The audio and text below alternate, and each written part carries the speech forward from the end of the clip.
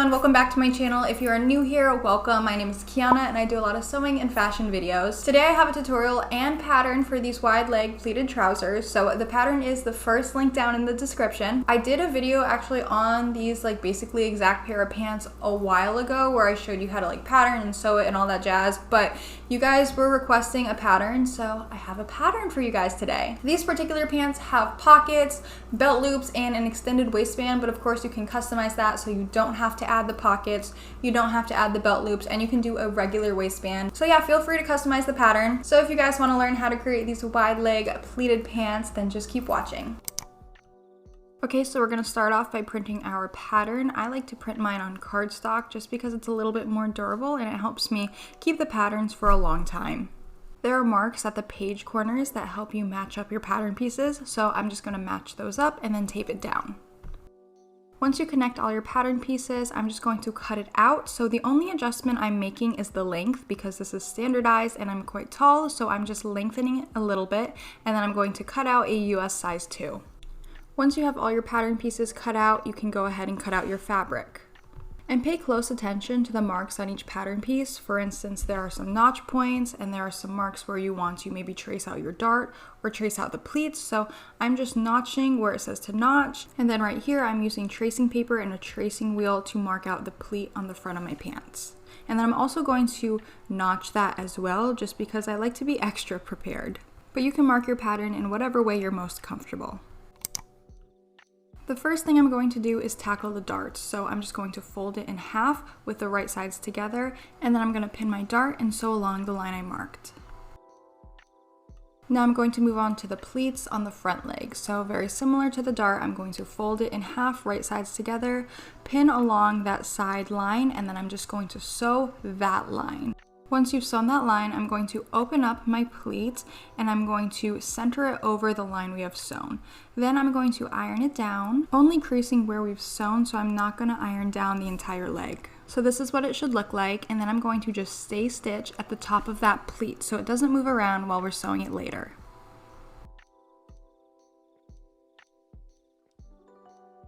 Now we're going to move on to the fly front. So I've interfaced my fly facing and my fly shield already, and I'm going to fold my fly shield in half, right sides together, and stitch along the bottom curve. Then I'm going to trim that curve and flip my fly shield right side out and press it.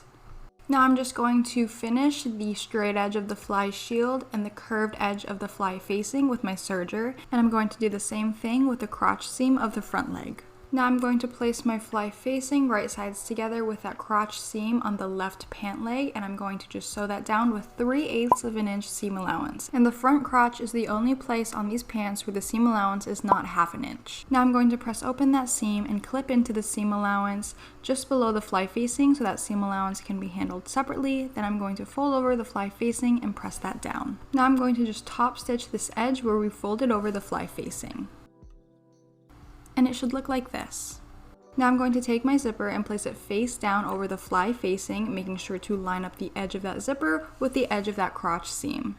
Then I'm going to grab the fly facing and the zipper together to open it up, and I'm just going to stitch down one side of the zipper, the side that is closest to the serged edge of the fly facing. Now I'm going to take out my top stitching template, place that over the pants on the right side, and just mark that with some tailor's chalk. Test your marking tool on your fabric beforehand to make sure it's not going to leave a permanent mark on your fabric. I'm going to fold up the bottom right zipper tape edge before I top stitch because I don't want to accidentally catch that. And now I'm just going to top stitch along the line we marked.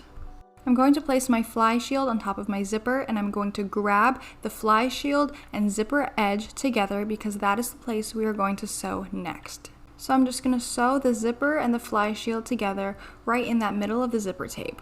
Now we're going to bring the other front leg into the equation. So I'm going to line up the front crotches and I'm going to notch on the right leg where the notch is on the left leg, so they should be at the same point. I'm going to notch all the way in 3/8 of an inch into the seam allowance so those seam allowances can be handled separately. Now I'm going to fold under the top of that seam allowance 3/8 of an inch and press it so I can attach it to the zipper. So I'm just placing it over the zipper on this side and I'm going to top stitch that down.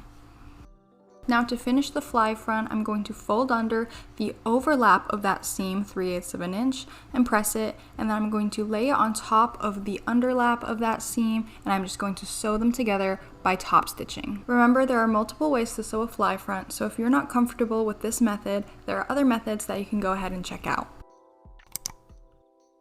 Now we're going to move on to the back legs. So place the back legs together and line them up at the crotch seam. Now you're going to sew that right sides together, and after that you're going to finish that seam by serging it.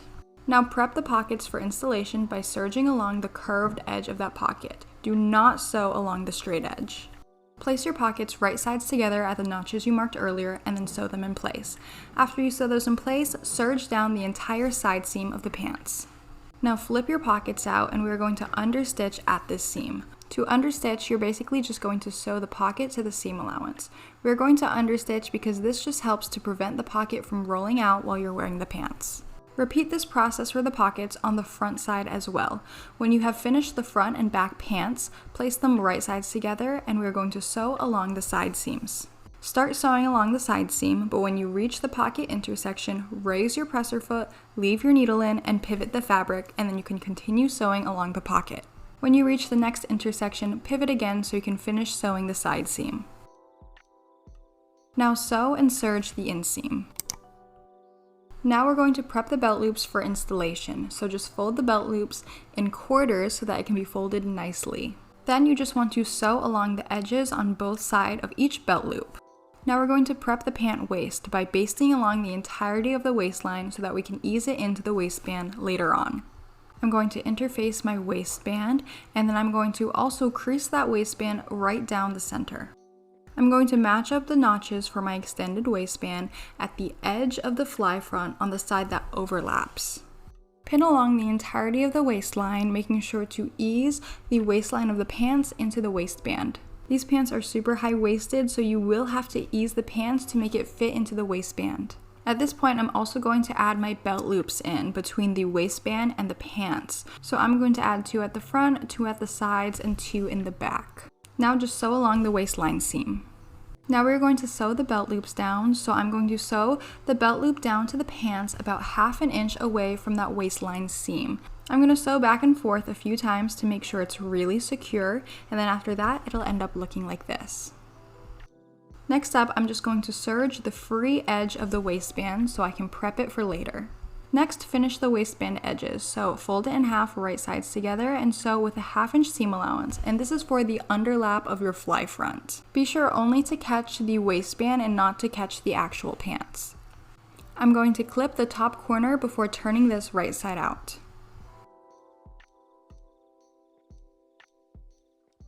Now repeat this process for the overlap edge of the waistband. Basically, you're going to do the same thing by folding it together, right sides together, and sewing with a 1/2 inch seam allowance. However, there is a corner here, so you're going to have to lift your presser foot and pivot your work, and then continue sewing down until you reach the edge of your previous stitch. And again, just be sure you're not catching the pants and you're only sewing on the waistband. After that, I'm just going to clip the excess bulk surrounding this extended waistband before turning it right side out. Now to finish off my waistband, I'm going to make sure the waistline seam is pointed up into the waistband, and then I'm going to fold my waistband down over that. The edge of my waistband is pointed down, but then as you can see, it folds under as it goes towards the edge of the waistband, and it's like that on both sides. Now I'm just going to stitch in the ditch, and if you don't know what stitching in the ditch is, it just means that you're going to sew directly in the center of that waistband seam. This stitch should end up being invisible if you do it correctly, and it will catch the waistband on the back side to secure that waistband down. Now we're going to finish the belt loop, so fold the edges under 1/2 inch and then place that down onto the waistband before bar tacking that down. I'm also going to stitch down the other edge of the belt loop with a bar tack just for some extra security.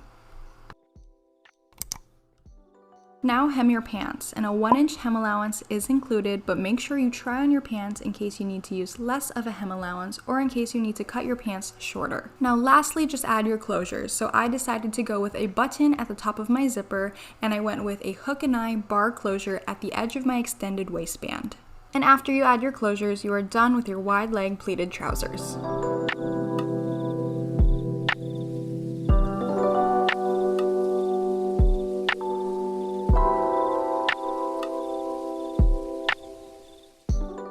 Alright, so that is how you make these wide leg pleated trousers. I hope you guys enjoyed, and I hope you'll give it a try. If you do try these out and post them on Instagram, please tag me because I'd love to see them. If you guys just tag me in the caption or comments, it kind of gets lost in my notifications, so make sure you tag me in the photo or hashtag Kiana Bonolo. Remember that all of the equipment I use is linked in the description, and of course, the first link in the description is my pattern. So thank you guys so much for watching. I'll see you next time.